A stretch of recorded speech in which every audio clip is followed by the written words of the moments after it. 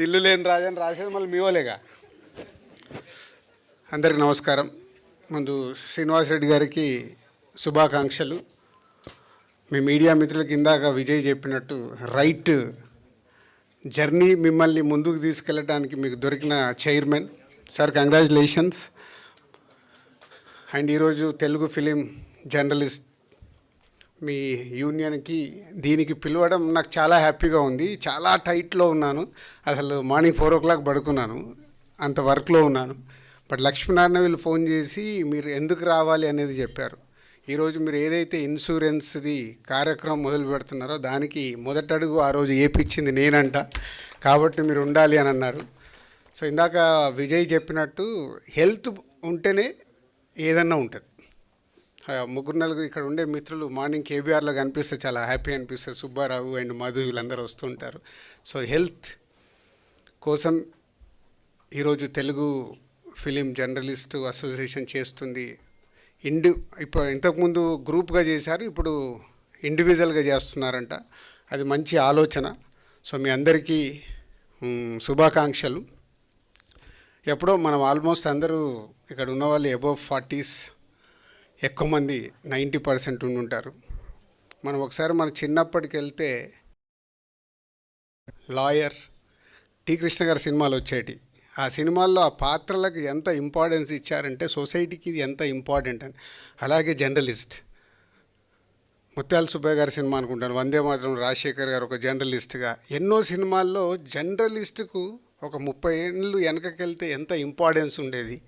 ఇందాక శ్రీనివాసరెడ్డి గారు మీ కులమైన ఒక నిజాయితీ మాట ఒకటి చెప్తే నాకు చాలా హ్యాపీ అనిపించింది. అంటే మీరు జర్నలిస్ట్గా పనిచేస్తున్నప్పుడు మనం చేసేది రాసేది సొసైటీకి ఉపయోగపడాలి.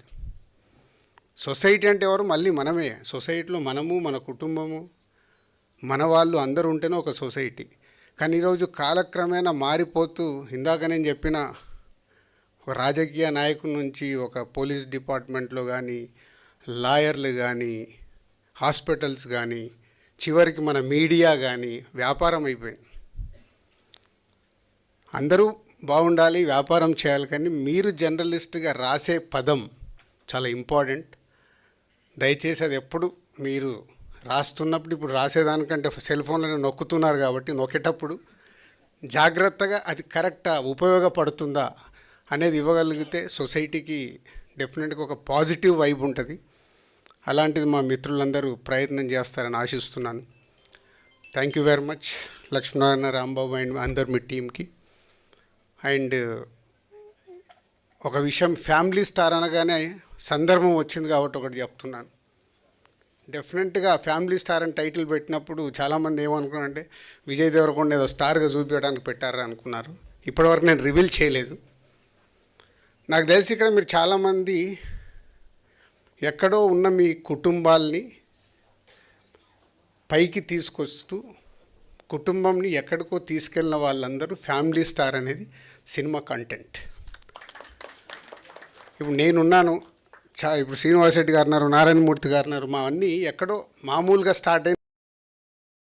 మా రంగంలో మేము వచ్చి ప్రయోజకులై ఈరోజు మా కుటుంబంని సొసైటీలో ఒక రెస్పాన్సిబిలిటీ కుటుంబంలాగా చేశామంటే మాలాంటి వాళ్ళందరూ, మీలాంటి వాళ్ళందరూ ఫ్యామిలీ స్టార్. అదే ఫ్యామిలీ స్టార్ కథ. విజయ్ దేవరకొండని స్టార్గా చూపించాలని కాదు. దిల్ రాజు బ్రాండ్ ఒక కుటుంబం గురించి ఒక సినిమా వచ్చేటప్పుడు ఎలా ఉంటుందో అది అలాగే ఉంటుంది. సో మీరందరిలో కూడా ఫ్యామిలీ స్టార్స్ ఉన్నారని చెప్పడానికే ఇది మీకు జస్ట్ ఇంటిస్తున్నాను. Thank you very much. Thank you so much అండి.